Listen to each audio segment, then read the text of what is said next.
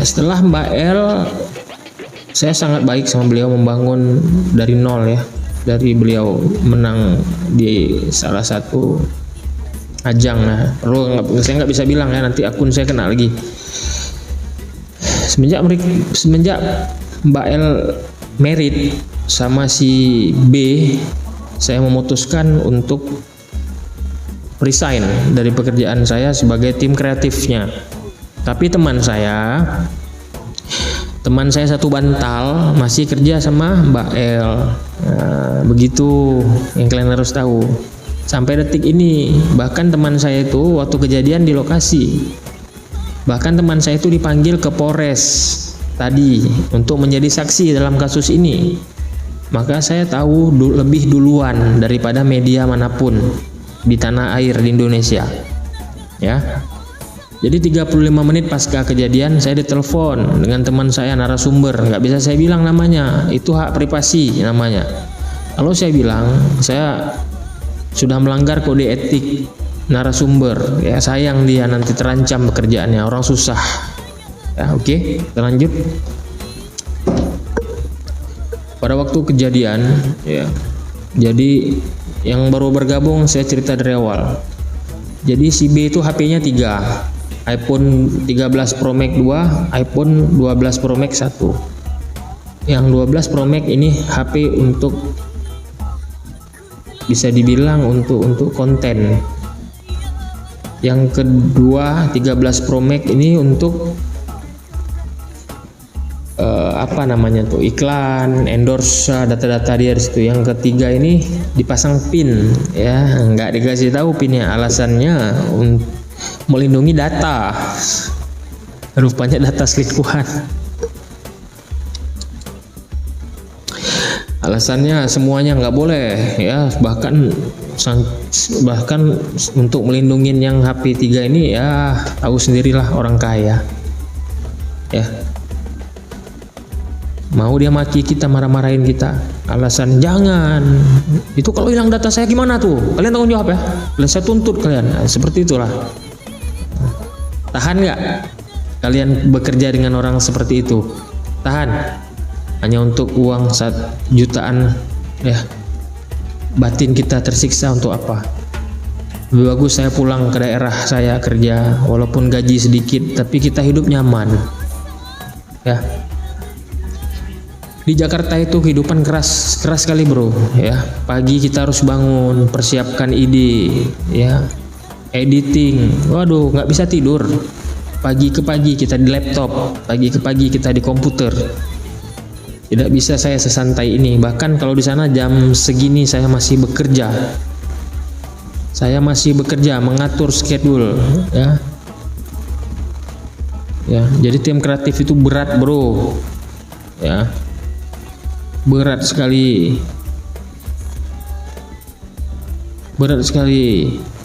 Maka saya memutuskan untuk pulang ke daerah ya. Teman saya masih bekerja dengan si korban Mbak L. Jadi waktu kejadian itu saya ditelepon, Mas, nampaknya sebentar lagi viral Mas. Kenapa Mbak? Kenapa?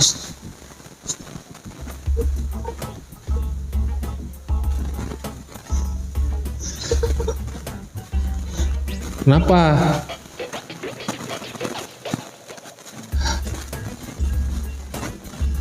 Pak L dicekik, dibanting dengan Pak B. Kami mau bantu tapi dimaki, malah diancam pecat dengan beliau. Nampaknya besok bakalan viral di seluruh media Indonesia. Begitu kira-kira ya. Si korban saat itu terbaring lemah, bahkan untuk buka mata aja nggak sanggup. Ya, matanya sudah seperti ini. Ini sudah biru, kesakitan, nangis. Kenapa? Udah saya bilang tadi kan. Jadi saat itu posisi si B sakit perut, mau ke kamar mandi. Dia salah bawa handphone. Yang terbawa handphone 13 Pro Max yang untuk endorse. HP yang dipasang pin rahasia tertinggal di sofa. Ya, jadi kalau HP itu ada jeda waktu ya kalau dikunci. Jadi kan HP kalau ini apa namanya, layarnya itu kan sempat terang dulu. Jadi waktu layar terang tuh Mbak Lesti nggak sengaja kelihat chattingan mesra si B dengan orang nggak tahu kita siapa. Saya nggak berani bilang kalau itu ya karena belum ada keterangan dari pihak kepolisian. Melihat itu Mbak Les langsung marah karena hal itu sudah diduga oleh Mbak L selama ini ya, dan Mbak L lihat jelas chattingan itu ya. Jadi langsung Mbak L minta buka pinnya, tapi si B malah menyalahkan Mbak L ya, sehingga terjadi pertikaian. Ini belum dipukul nih, dengar dulu nih, belum dipukul, belum dicekik. Jadi pertikaian, Mbak L menjerit ya, minta diantar malam itu pulang ke rumah orang tuanya ya. Mbak L minta diantar ke rumah orang tuanya malam itu, malam kejadian itu ya. Si B kenapa sangat marah? Karena ucapan itulah yang memicu si B silap ya, langsung dia sentak ini tangan Mbak E, pukulin sini kena, dibanting. Mbak L melawan, nyakar, dibanting. Orang-orang sekitar mau bantu, dimarahin, ini urusan rumah tangga saya, kalian jangan ikut campur, mengajar, saya pecat semua kalian. Dia begitulah reaksi beliau dari sumber saya nih ya, sampai naik gitu. Untung ada satu orang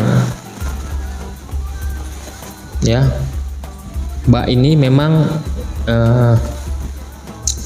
asisten langsung ditunjuk oleh orang tua Mbak L dari kampung. Memang dikasih kewenangan lebih di rumah tersebut untuk melindungi ya. Jadi beliau nggak takut dengan si B. Kurang ngajar kau ya, kamu dilahirin dari rahim siapa? Tega kamu buat Mbak seperti ini. Itu kalau meninggal Mbak gimana? Mau kamu tanggung jawab? Ya, semenjak dimarahin sama asisten Mbak L tadi, langsung si B ketakutan. Pandangannya kosong, terdiam seperti ini. Ini sesuai kejadian di lokasi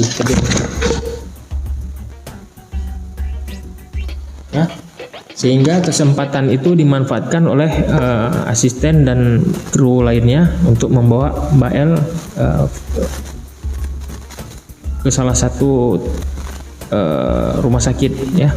Selanjutnya Mbak L divisum karena memar. Hasil visum tersebut salah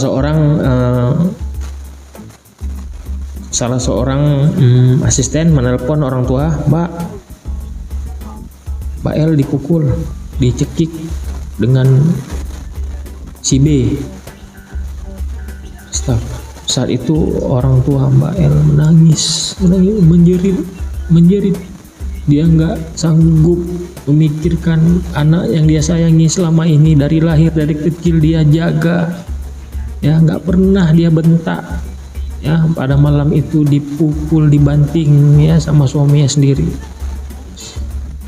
Hal itu yang mengakibatkan ayah L menyuruh melaporkan segera kejadian itu kepada pihak terkait ya.